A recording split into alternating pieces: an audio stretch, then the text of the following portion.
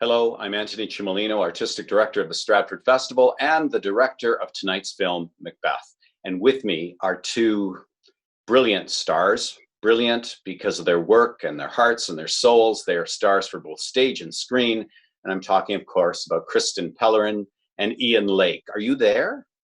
We're here. So now listen, where are you guys? Where during in the middle of this pandemic? Where are you holding out? I'm in Stratford right now and safe and sound at home, and yeah, it's nice. It's good to be in a tiny town. Great. And you, Ian? I'm not in a tiny town. I'm in Toronto, but we're safe. It's just me and my dog. That's great. That's good. Well, listen, thank you for joining us tonight. Before we play the film, this is a great opportunity to just talk a little bit about what the process was like and what we remember of it, because of course it's 4 years ago now, and what moved us, what we discovered along the way. So let's begin. Now, Macbeth, of course, is a great tragedy, but it's also arguably one of Shakespeare's greatest love stories. This is a couple that just adore each other. And you can hear it in their language. You can hear it in the passion that they have there. It's not a relationship without problems. There's that murder thing that comes up. And they ultimately, they are as ambitious as perhaps they are in love. And they're ambitious for each other. And they commit murder in order to gain the crown. Macbeth is a warrior. After he saves the kingdom, he suddenly has 3 witches appear to him, to both him and Banquo, a fellow general. And they have some interesting news. They let Macbeth know that he is going to one day be king. And they let Banquo know that he is going to be the father to a line of kings. And both of those seeds put into the ground lead to some poisonous fruit. So, Ian, why do you think the witches come to Macbeth? Does he believe them at first? What does he make of them? Well, I think you and I spent countless hours debating this in the rehearsal hall. And that's the thing about this play that I think keeps me coming back to it, is that every time I come to it, I feel a little differently. But I remember us talking a lot about the susceptibility of man in this story, and especially the man that Macbeth represents. You know, we hear him described before we meet him as just this massive warrior capable of incredible feats of strength and violence, and he gets built up as this savior and hero and able-bodied person. And then we meet these 3 women, and I really think the relationships between men and women is what's at the core of this play. And I believe that these 3 women choose Macbeth because of what he represents. And I believe that the women also represent a lot of the mothers and the grandmothers and the wives and the people that have been left behind by these men and these wars and this violence. And I believe they choose to mess with Macbeth because they know that they can have power over him simply by the dangling of that carrot, which is to say, you're going to be the king. And I think we went back and forth a lot in rehearsal about whether they had magic powers or whether they just knew the weaknesses of man. And I never really feel like I came down on one side of the aisle on that question. I always sort of felt like it was a little bit of column A and column B, in that yeah, they have the ability to affect some sorcery of some kind, but they also do just enough by planting an idea in Macbeth's head. And I think it's the sort of situation where once that idea has been put in there, that man is going to do whatever it takes to make that prophecy come true, whether it's a prophecy or just a suggestion that someone made. And so they do. They plant a seed. Sorry, let me because I want to of course. On this. So they plant a seed, and you, Macbeth, write a letter to your wife, letting her know about what's happened with this, that you're going to be king. But you leave out that little bit of information about Banquo being father to a line of kings. Yeah. When you get that information, Krystin, how does Lady M react to this? She seems to jump in both feet, doesn't she? Oh, I think it just spurs her on immediately. She wants this so badly. I think it's been in her consciousness for a while, and the letter is all it takes for her to call on the dark forces to give her strength and Macbeth strength to do whatever they have to do to make this happen. She also knows that he's got some issues in the sense that he has character flaws, like too much kindness. So, yeah, it's unfortunate. Oh, yeah. but he doesn't come willingly at first, does he? I mean, the seed's planted, but you've got to do some work to get him to overcome his dread of treachery. Mm-hmm. And I don't think it comes entirely naturally to her either, because she knows almost right away that she needs to call on something much bigger than herself to give her the power to do that. So calling on those dark forces and their kind of presence in the play is, I found it very scary, just to sort of be in that world, enter into that world. Why does she do it then? Why does she do it? Why does she call on them? Yeah. I think because in spite of her ambition, and I think she's capable, I mean, she's obviously capable of being ruthless, but she's human in spite of herself, and she needs help. To get it across the line. Yeah. Yeah. Down. Thank you. Now, the witches appear to, and they plant these seeds, but they do it with a very young couple in this version, in this interpretation. Sometimes we see older Macbeths and Lady Macbeths, sometimes younger. The reason why I felt it was important to have young people is because it is all about the future generations. He says to her, have men children only. And a great portion of this play is about what has to be done, not only to become king, but to make sure that that Banquo does not become the father to a line of kings. The murders go on. And when she appears to him, she constantly is using language about, then you were a man. And it seems to be about the future. Ian, what is the reticence about going through with the murder, other than murder's not especially nice? He seems to be on board, and then he gets cold feet. Well, he has that brilliant speech early in the play, if it were done when 'tis done, then 'twere well it were done quickly. And what's interesting is the first thing that happens when the witches suggest that he's going to be king is he has an image of murder, of killing the king. It's not a thing where he just goes, oh, can't wait for that day. He immediately thinks that he has to do some violence to make that happen. And what's interesting is actually that separately, the Lord and Lady Macbeth both come to that same conclusion. But then he has the king in his house, and I believe he starts to contemplate the bigger picture of what do you live with after you've made a choice like that. What are the consequences of your soul that are going to happen if you murder, not just in the act of battle, because Macbeth is more than capable of killing, but that's his job. It's a different thing to sneak into someone's chamber in the middle of the night and stab them while they're asleep. And I think he starts to realize that he's not sure he can live with the consequences of that in his conscience and in his heart and in his mind. And he starts to realize that the price you pay is much greater than just winning the crown.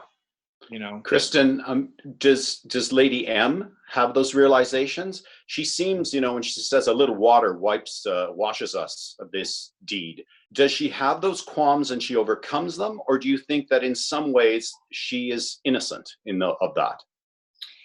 I think she realizes it once it's too late. I think she has glimmers of it. She says, had he not resembled my father as he slept. So she's saying, like, I would have done this.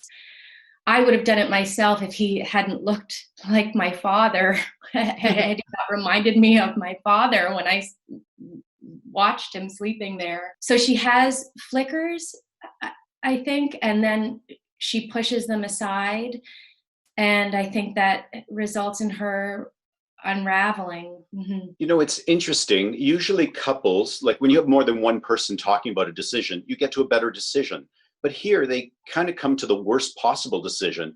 And when he has qualms, jump in to help him. You get the sense they're not doing it for their own gain as much as they're doing it for the other person, because it's what the other person wants. Well, and I think that's, Antoni, where you started off by saying you saw this as a love story. I mean, I think that once we really honed in on that being the core reason for our characters' actions, I remember in rehearsal that once we really kind of started to zone in on that the play really started to take off, which is just that this is a married couple that are willing to do whatever it takes to make the other person happy. And I felt like that was when I started to really be able to connect to the human being that is Macbeth, not just this bad warrior guy, murderer man, but a husband and a lover and someone who cares deeply about another person. And yes, the things we're talking about are extraordinary and evil and awful, but when you make love the reason for it, it all of a sudden brings it into, in some way, this realm that I can actually understand. Yeah. And it changes the dynamic, doesn't it, Krystin, when you have to say those things like, then you were a man. If it's done from a place of dismissal, it's reductive. But if it comes from actually wanting him to be the full person he is, it's supportive and therefore kind of inescapable, isn't it?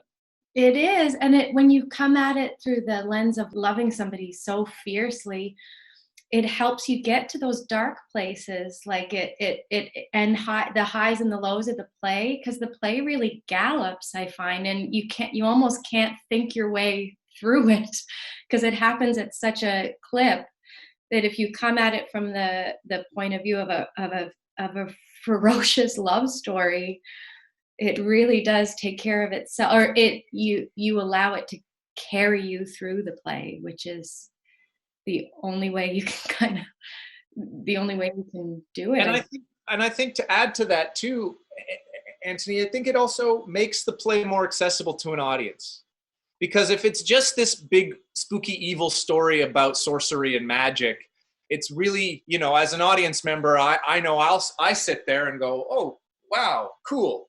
But if I'm sitting next to my significant other and I see a husband and wife fighting for each other and fighting with each other and arguing for trying to needle the other person to make them better, I want a husband and wife to sit in the audience and look at Lady and Mr. Macbeth and say, oh my God, that reminds me of us. Because then all of a sudden they're invested in the story in a way that they're not if it's just cauldrons and sorcery, So let's talk about that journey. They're in love and they're trying to give the other person what they think, what they're sure the other person really wants. And they gradually seem to grow apart as the play goes on.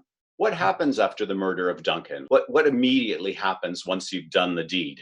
I think the guilt sets in and the paranoia and the fearfulness. They have to be looking over their shoulder constantly, and they start to drift apart immediately.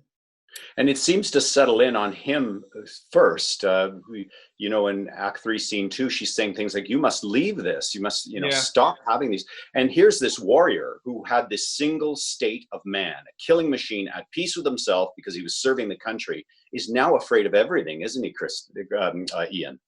Yeah, and what's interesting is it highlights their different states of mind about what's going on, is that we're king and queen now, and there's that great scene where Lady Macbeth is like, look, we're good. I mean, I know she doesn't really believe that, but she's trying to say, like, let's just be king and queen.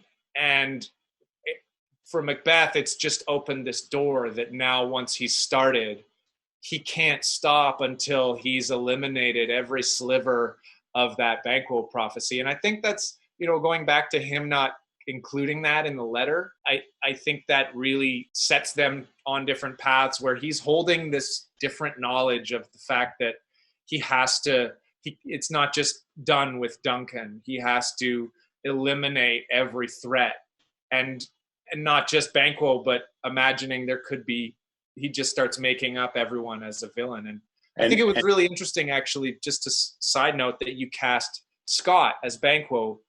I've never seen a Banquo as the age of a father figure to Macbeth, and I felt like that was a really smart and interesting choice, because it made Macbeth was killing off his mentors. He was killing off all of the people that might have given him leadership and conscience and guidance in his life, and he was just eliminating them and becoming fatherless, really. And related to that, needing to give her what she wants, which is to that Banquo not be have children that are kings. You say to her, you're planning the murder, but you say, be innocent of the knowledge, dear Chuck. Again, growing apart. And then in that banquet scene, when it should be the two of you showing off the power that you have, you find out that Fleance is not actually killed, that you made an attempt to kill Banquo and his son, and Fleance isn't dead. And then the world begins to unravel, doesn't it? Krystin, you watch your husband lose it, start climbing the walls. Can you talk a little bit about that impact as she's trying desperately to keep it all together? She's trying. It's so embarrassing for her at this dinner. She's really trying to save face and try to explain him away to the guests, and also snap him out of it at the same time. And she really does try her best to keep him together and her together and the kingdom together for both of them. And I think it's what drains her of her life force at the end.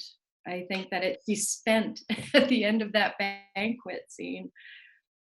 Could you two talk about the end of the banquet scene? I think that those last words that you say to him, you lack the season of all nature, sleep. I think those are the last words you say to him in the play. Mm-hmm. And talk to me about, I remember some rehearsals there where we were really discovering how they really come apart forever. That line really did,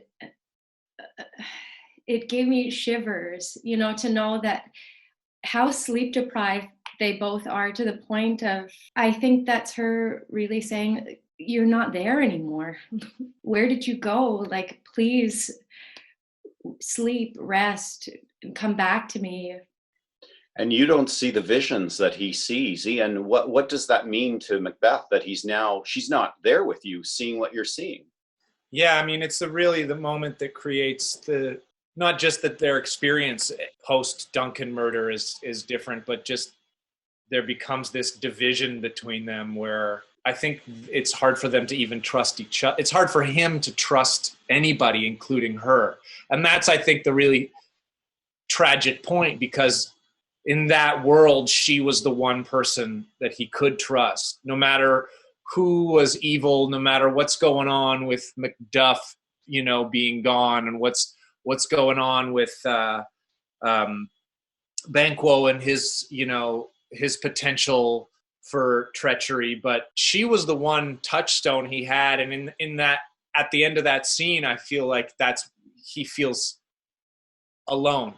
And, he has that line where he looks at her and he says, you make me strange when now I think you can behold such sights and keep the natural ruby of your cheeks when mine are blanched with fear. Hey, I still remember it. And I think to him, there's this dawning that she's not with him. And is she aware of that? Krystin, were you aware of that? Do you become a bit afraid of him? Yes, he gets violent and physical, and I think it's the loneliness that drives her mad. I think it's the desperate isolation, even while they're living in the same castle. Well, and she's saying to him, "Let's go to bed," and he's like, "I'm gonna go see the witches again," which is just the opposite of what she wants, And when you have your sleepwalking scene, Krystin, I know I'm referring to you as Lady Macbeth, but when you have the sleepwalking scene, he's not there. He's not the one watching you, and you're reliving all of that murder. Mm-hmm. what's the horror in that? I want to ask you both about this section, last part of the play. What is the true horror for Lady M towards the end of the play? I think at that time she's just stuck in this horrific loop. She relives it every night, and I think what happened was absolutely terrifying to her, and she becomes absolutely fractured. Her psyche is just completely split, and it's horrifying. It's horrifying. There are no words. It's so hard to describe it. Ian, at the end, when you hear about her death, she should have died hereafter, is what Macbeth says. And what we discovered was that that's not what it sounds like, a dismissal, like it doesn't matter. It's that this story should have ended in another way. She should have died with children 50 years from now, and grandchildren, right? And what happens to Macbeth once he's lost the reason for his being? He needs to go on, but he's kind of the walking dead. Yeah, it's interesting. That speech is, I think, find me an actor who's played the part who's ever felt like he nailed that speech, and I'll find you a liar. Because it's just one of those speeches that is too dense to fully ever really crack, and that's what's so brilliant about it. But I always felt like what's going on at the core of it is he kind of gets brought back for a moment to that place of what they were fighting for each other to begin with, which was legacy and family and love and just trying to make each other happy, and seeing how decisions that he made with that in mind brought him to the exact opposite place. And it brings up all these feelings of the absolute meaninglessness of his whole life, and how everything that he's fought for has amounted to really nothing. And I think that's just I think it just robs him of all of his purpose. Any hope or chance that they might get through this and be happy is now completely, it's already been out the window, but now we really know it is. And so I think he just decides that all that's really left to do is kill. And on that cheery note, we're losing viewers, Ian. But guys, I want to talk a little bit about the legends around this play, which is that it brings bad luck. Krystin, remember about a month before we started rehearsals, you called me and I was thinking, oh no, she's gotten a major motion picture, she's going to drop out. And instead you told me that you had really shattered your ankle. You began rehearsals like in a cast. Yeah, I shattered my ankle and had an iron rod put in my leg. And we start right up until previews, I was on a cane. Well, everybody had great sympathy for poor Lady M. And Ian, what happened to you just a few weeks after we filmed this production? What happened to me? Not a few weeks after we filmed, like 10 days after we filmed, thank the theater gods. I tore my Achilles tendon on stage in the middle of a sword fight. And you were completely, like, I remember watching that moment, and it seemed innocent. Your heel was just off the back of the stage, and you were done. And the good luck kept on going, didn't it, Krystin? Because we had Cyrus Lane, who, shout out to Cyrus, who came on and became your next Macbeth, and he lost his voice. He did. Cyrus got a virus. Yeah. And then Jamie Max came in and they were both brilliant, but you went through a lot of husbands. I know. I was like, oh my God. All right. Now listen, I want to ask you a more serious question, and that is for all of us. How did this play change you? How did these parts change you? Well, it's an absolute privilege to get to play this part, and it's Ian, do you want to dive in and give it was funny, Antoni, there's something, I don't know if you know this, but you said something to me when we were in previews, and you pulled me aside and said, you know, it's going really great, but I see you at this moment portraying the idea of Macbeth, the character of Macbeth. And I want to invite you to explore the idea that there are parts of you, Ian, that are the characteristics that this character has, you know, and good and bad, the whole mixture, you know, capable, good leadership, talented, but also impetuous, impatient, ambitious, arrogant, like all these things that are come in the package of a human being. And it was just an invitation to say, you don't need to play this part at an arm's length, which is a scarier way to do it, to accept that I have Macbeth inside of me. But it was true. And what it really changed my whole approach to storytelling and acting, of just to really say, no matter how outlandish this story is or how crazy it is, I want to invite this into myself, into my heart, and discover how much I might make these decisions were I in this situation, and really tell that story and go there. And it definitely changed my approach to acting, my approach to Shakespeare and storytelling in general, to just invite no matter how scary or difficult the story is, to just really invite it into my soul and honor that, because that's ultimately my duty to the audience. Thank you for going there. You really did. And Krystin, how did this play impact you? It really felt like going through a ring of fire. Mm-hmm.